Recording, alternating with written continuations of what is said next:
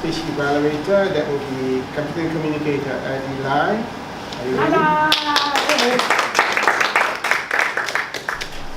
Louder! Come on!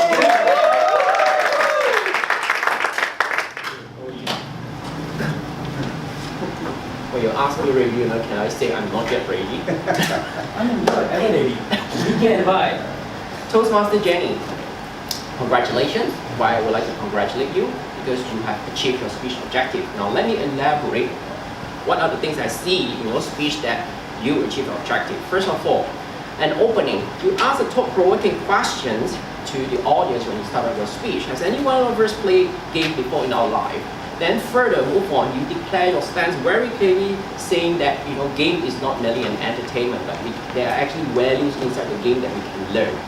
Then you move on with your content. Now in content, you have break into 3 parts by asking another 3 thought-provoking questions. Why people feel excited when playing game, and why people get addicted with game, and lastly, why people feel attracted with game. So all these 3 questions, you are using 3 questions to transit from one point to another point. And in these 3 questions, right, that you're talking about, right, you also further support by the material. For example, you're giving the reasons why people feel excited, addicted to the game. Then you also explain, right, how of these things, right, can give value to people. For example, they can give you a sense of belonging and so encouragement. Then you also move on by telling us, right, how that could be applied into our life, whether it is in school life, whether it's working life, or even in a family relationship. So well done on that. Then you also do a closing whereby you also give us a message to take back, saying that that game is actually good for us in life, but don't get too addicted with it, because time is still more valuable than games. So this is what you are doing a closing to us. Now in terms of points of improvement, right, you share a lot of examples, but I feel like the example is not concrete enough. Why would I say so? The example, you didn't tell us what are the games. You just put a very general game. For example, a reward system. So what kind of thing you give a reward system? So perhaps you might want to give more specific example on that, and also elaborate on how this game. For example, you are saying that reward system could apply to school systems and to boost up attendance, but you didn't really give us a detail on how. For example, is it like if every student answer few questions like a quiz, then they will get a certain reward, so that it will make the entire lecture more interesting. Another thing is the closing that you mentioned, right? I think you have a closing, you have a message, but I think it's like anti-climax, because you say don't get too addicted with with game, because time is more valuable. I would rather you put that message at the end, but first of all, you do a summary by reinforcing the points that you mentioned, why game can connect with us in life. For example, give us encouragement and sense of belonging. Then only remind us, bear in mind, please don't get too addicted with game, because time is still more valuable.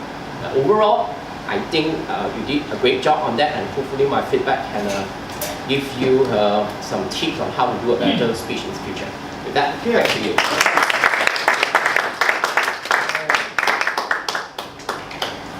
Alright, let's move on. Let's invite the next speech evaluator, competent communicator Sean. Sorry, Liwa, I forgot to Liwa.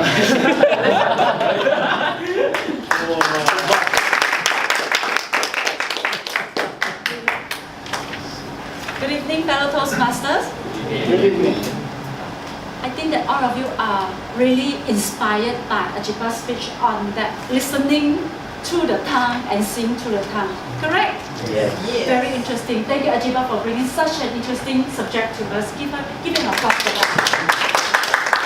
I really like that subject. And you even mentioned about the person who discovered this special technology.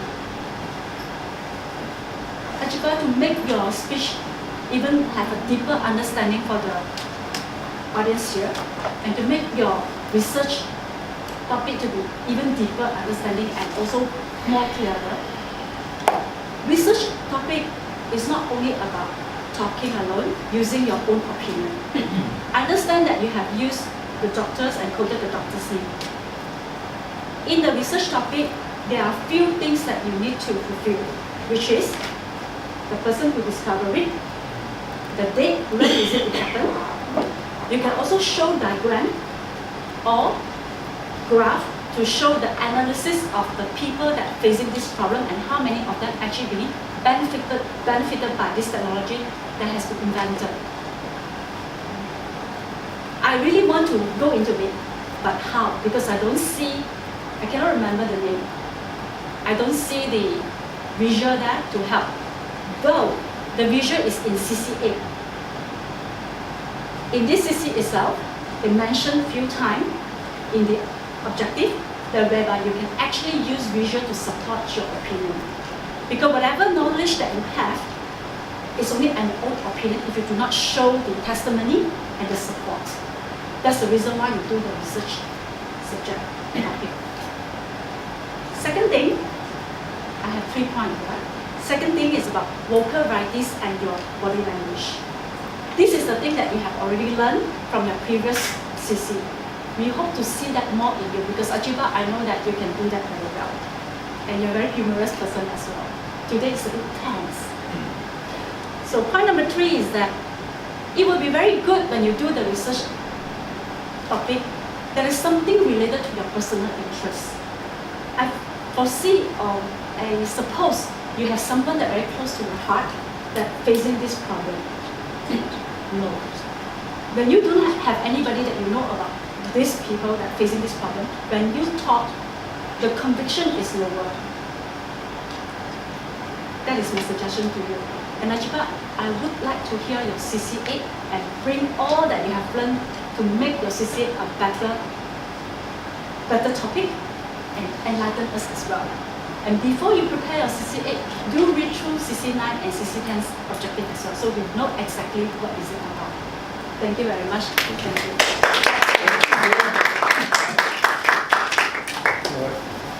Moving on, let's invite Sean King to give his feedback on speaker on project number 8, get comfortable with visuals. All right, let's go.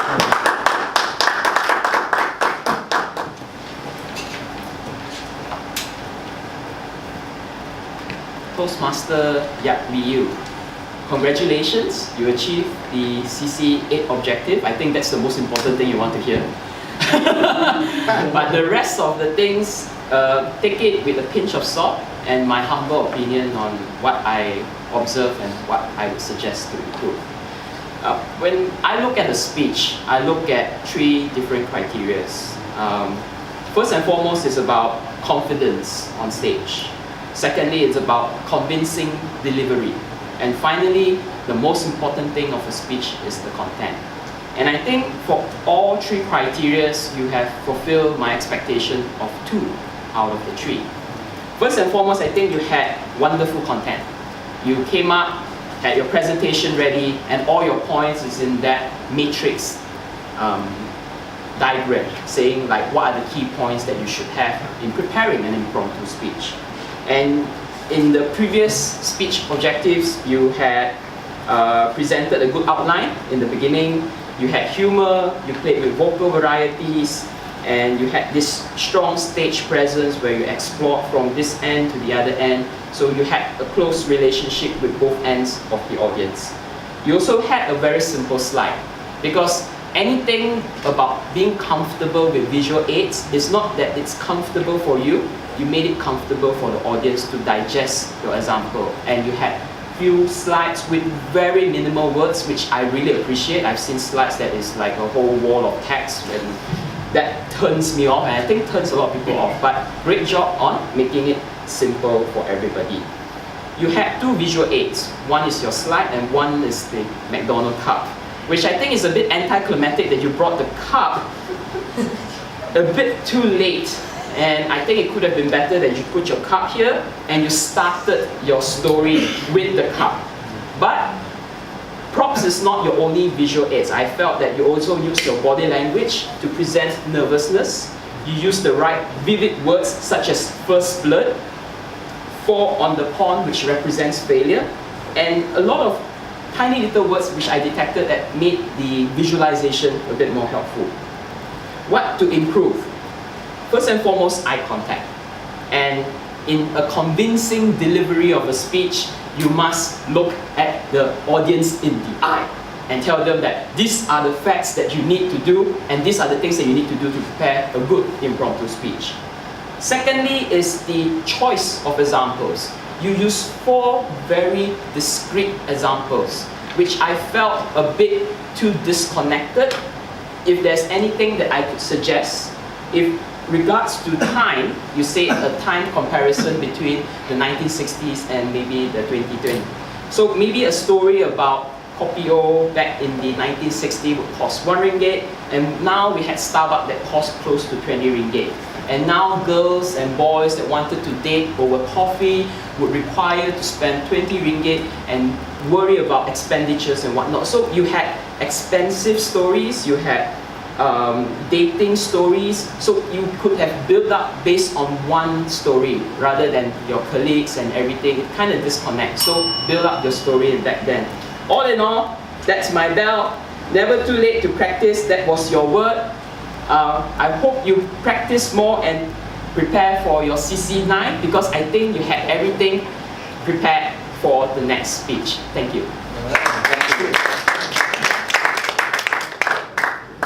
Thank you, Sean. And finally, the last speech evaluator. Can we put our hands together for AC as students, please?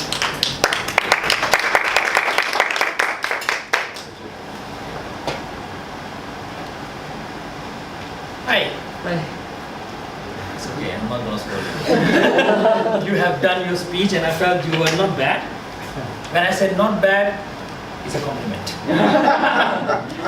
Because you started with humor, so I like the part that when you started about all those things, then you said, even though I just made it up, very much like Katani did it, but yet people laughed. That is good. Yet people laugh, because people repeat jokes and not everybody laughed, but you made people laugh. That was good part, good sense of humor, especially at CC9 where humor is least expected. It's a good way of starting it. Talked about your personal story of a debate in 2012, how being silent got you nothing. So we know where you were talking about this topic, which was good, because in the halfway I wasn't sure why are you credible to talk about this topic, though it's a very wide topic.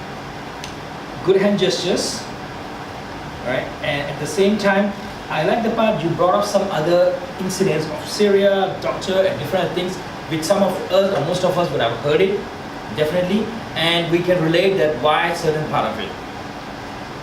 What lacked? We talk about in persuade with power, logic, facts, statistics, and of course credibility.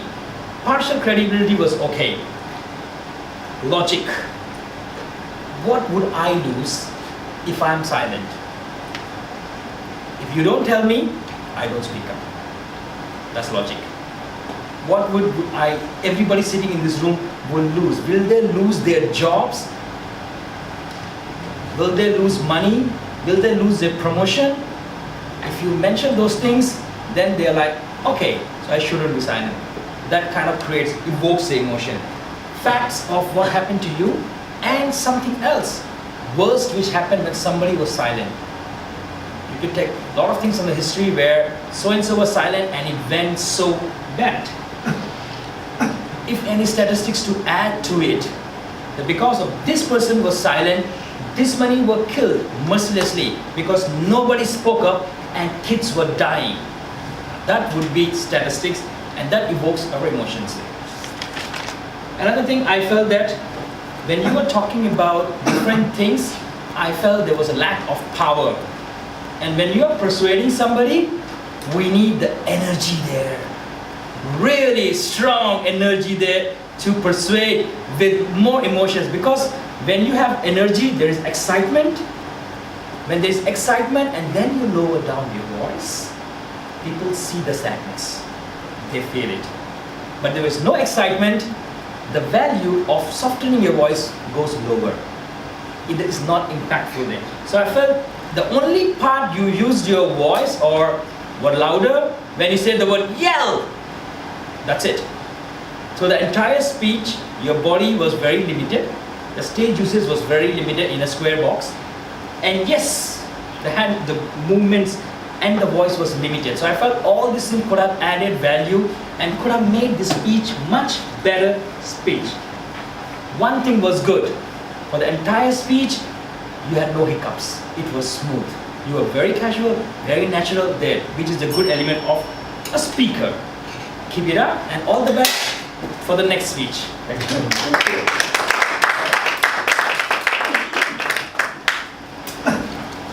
Let's give all the speech evaluators a big round of applause.